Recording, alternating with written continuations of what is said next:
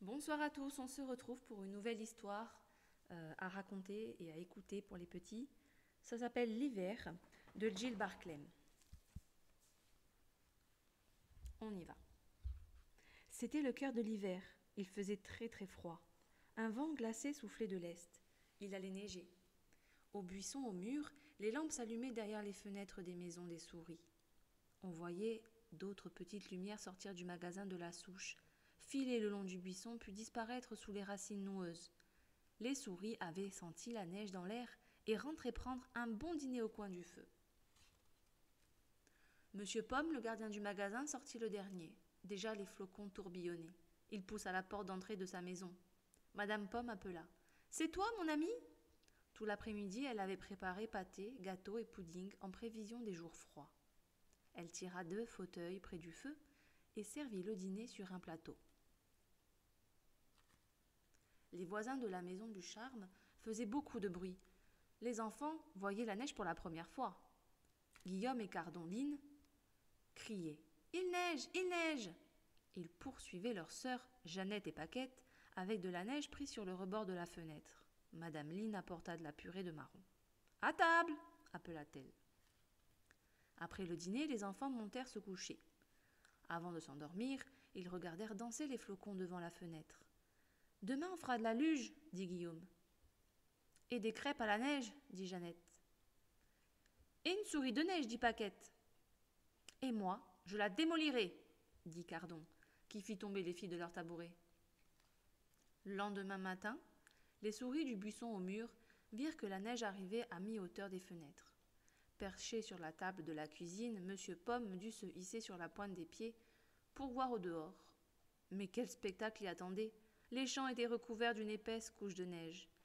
Tous les sentiers, toutes les plantes avaient disparu.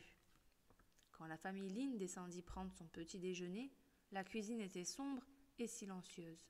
Sitôt arrivée, Madame Line remit du bois sur le feu. Jeannette fit griller des toasts. Bientôt, la famille Line put déjeuner des toasts beurrés en buvant du thé au mur. La neige était plus épaisse qu'on ne s'y était attendu. Les souris se mirent à la fenêtre de leur chambre pour saluer leur ami. Monsieur Line dit à Madame Pomme. « Il y en a assez pour faire un bal sous la neige, n'est-ce pas ?»« Un bal sous la neige !» s'écrièrent tous les joyeuses petites souris. Chaque famille conservait pelles, cartes et cordes dans un placard spécial pour ces occasions. Les souris creusèrent alors des galeries d'arbres en arbre jusqu'au magasin de la souche. Cardon et Guillaume, qui étaient venus pour aider, se lancèrent des boules de neige. On les renvoya chez eux. Monsieur Desbois se rendit chez Madame Luminet pour lui allumer son feu. « Le dernier bal sous la neige s'est déroulé l'année de mon mariage, soupira-t-elle. Je suis la seule qui s'en souvienne encore ici. » Quand les galeries furent achevées, toutes les souris se rassemblèrent au magasin de la souche. Madame Pomme sortit un gâteau à l'anis de l'armoire et prépara un pot de café de gland. Les souris se servirent, puis elles se regroupèrent autour de Monsieur Pomme. Celui-ci leva la patte pour obtenir le silence. Il déclara. « Monsieur Desbois et moi-même pensons qu'il faut reprendre la tradition de nos ancêtres.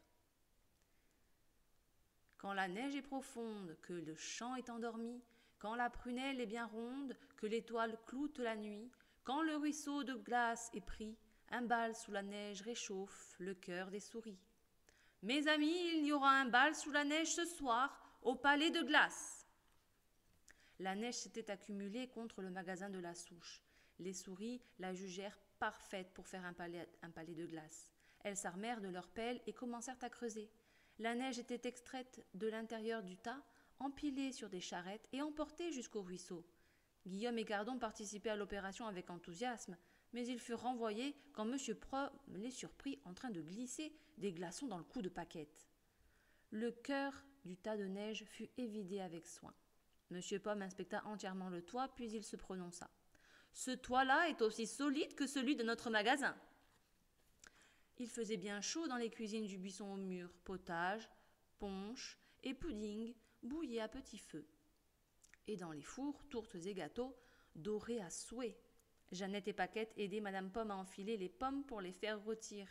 Les garçons devaient rester assis car ils en mangeaient trop.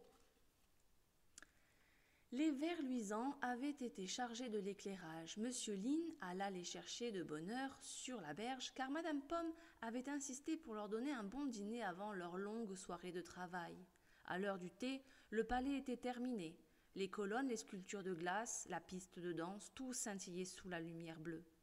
On allait installer des tables au bout de la salle et les cuisinières défilaient pour y déposer de pleins paniers de bonnes choses.